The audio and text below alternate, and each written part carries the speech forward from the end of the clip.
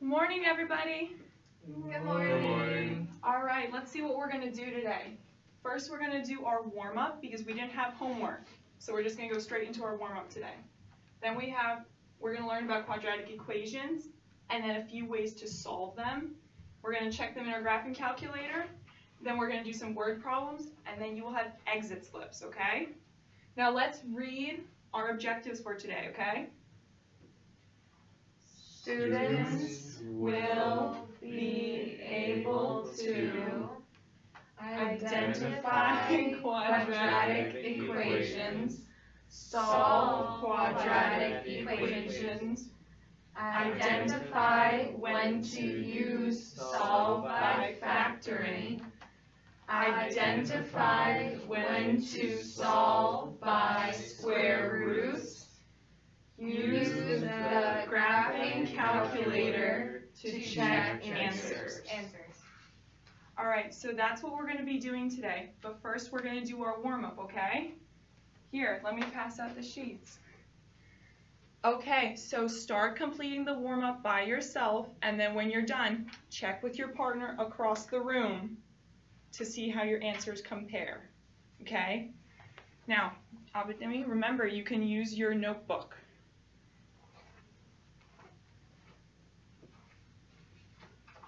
Students are now completing the warm-up. They are now checking answers with one another. Now, I will ask them to give me some answers. All right, so, Maria, what did you get for parent function? What is our parent function? F of x equals x squared. All right, f of x equals x squared. That's our parent function. Okay, now, what goes in the blank for vertex form?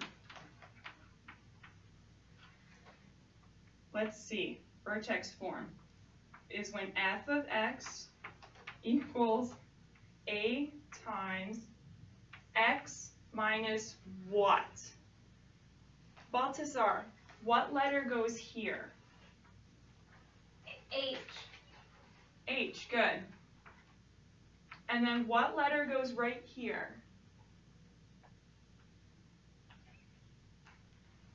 Yes, Abidemi? K. All right, good, K. We would continue to go through and review the rest of the warm-up.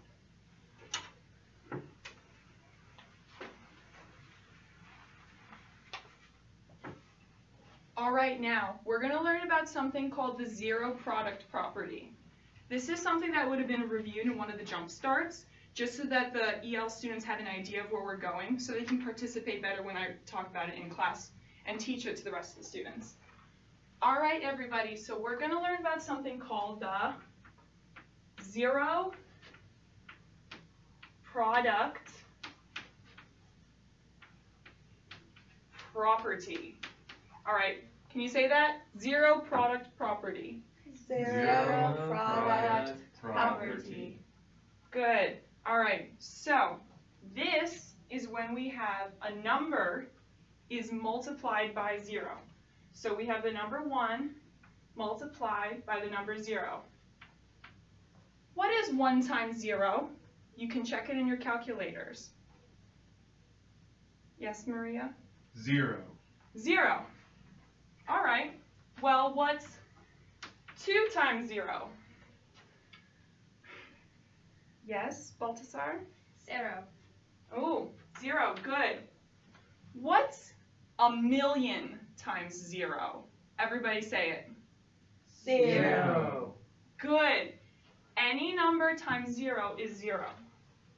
So, we use the zero product property to work with things like this. We start with x times 0 equals 0, right? And then we build from this. And then we have, that's not what I meant to say, I wrote the wrong thing. That's okay. Edit that out. Anyways, I would actually say A times 2 equals 0. So that means, what is A? Abidemi, what is A if A times 2 equals 0? 0. Yes, exactly. So now we know A is 0. So now what if we do this? 2 times A plus 1 equals 0. Now what is A? Maria, do you know? -1. -1, right, because we have to multiply by 0 to get 0. So that means that A plus 1 equals 0, and then we bring like terms together.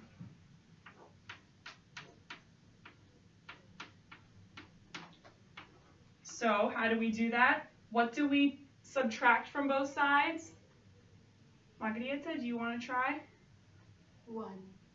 Yes, we subtract 1 from both sides. So then these cancel, and then A equals -1. Good. So then what if we go on and do this? We have A minus 2, A minus 1 equals 0. So this or this could be 0. So we have 2 possible solutions.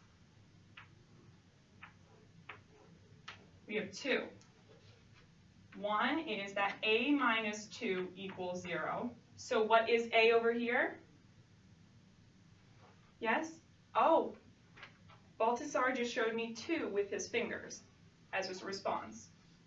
So we have A plus 2 to both sides. Cancel, so A equals 2. What's the answer on the other side? Can everybody tell me? 1. Yes, because we do that again. A minus 1 equals 0, plus 1 to both sides. A equals 1. All right. Now, what does this look like when we have A minus 2 times A minus 1? It looks like something from our last lesson. What can we do to make it look like the quadratic functions we were just learning about?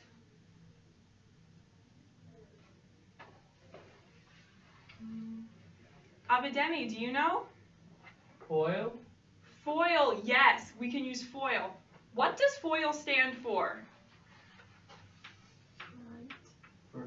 First. All right, what does F stand for, everybody? First. What does O stand for? Outside. What does I stand for? Inside. Last. Good. So now we can FOIL this. All right, what do we get for F? What's our F? Maria, do you know? What's A our- squared. A squared, good. What do we get for O?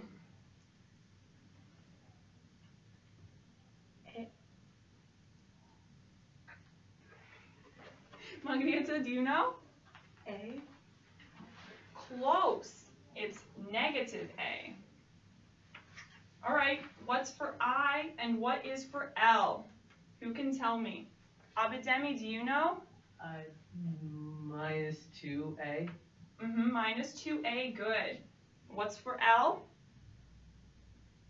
2. Good, because they're both negative. So we have plus 2. Good. Now we have to now we set this all equal to 0. And when you combine like terms, you have A squared minus 3A plus 2 equals 0. I don't know how long I'm going. Anyways, I'll keep going. All right, good. So this looks like our quadratic equations, but it's set equal to 0. So we replace it with x so it looks more like our quadratic equation.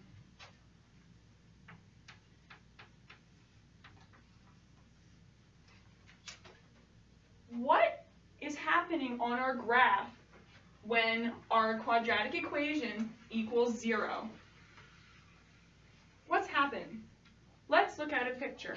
I would project the graph of this because I don't have a projector here.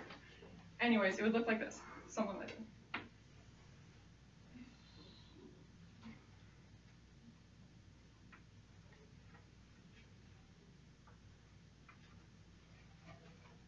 What is happening on our graph when it equals 0? Where does it equal 0? Does x equal 0 or does y equal 0? Balthazar, is it x equals 0 or y equals 0? X. Close. X is when we cross over the y-axis. That's where x equals 0. Here is where y equals 0. Equals y. So when we solve for the zeros in our quadratic equation, we find where it crosses the x-axis. Let's look at an example.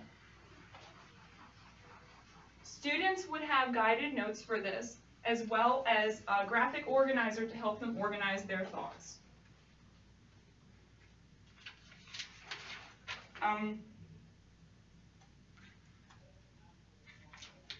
When we set a quadratic equation equal to 0, this is the basic thing about algebra. It comes from the Arabic word al-jabr.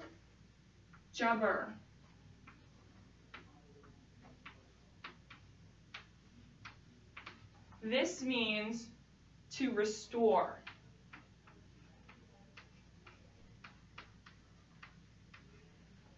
And that's because when you move them around, when you move the x and the y terms around, you are putting letters on the left, remember, LOL,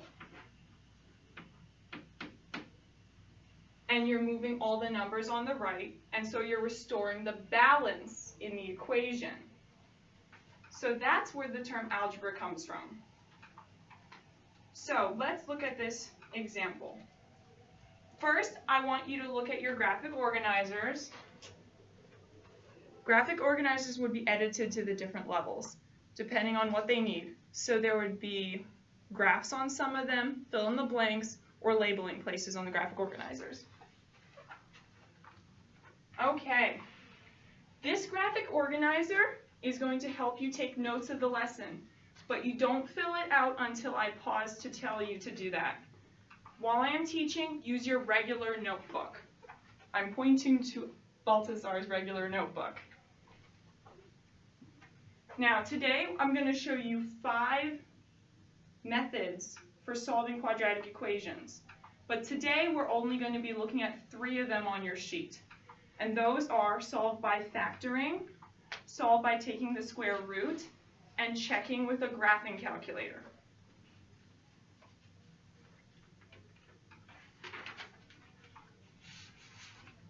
Okay. I've already taken a long time. That's good. Yeah. Cut.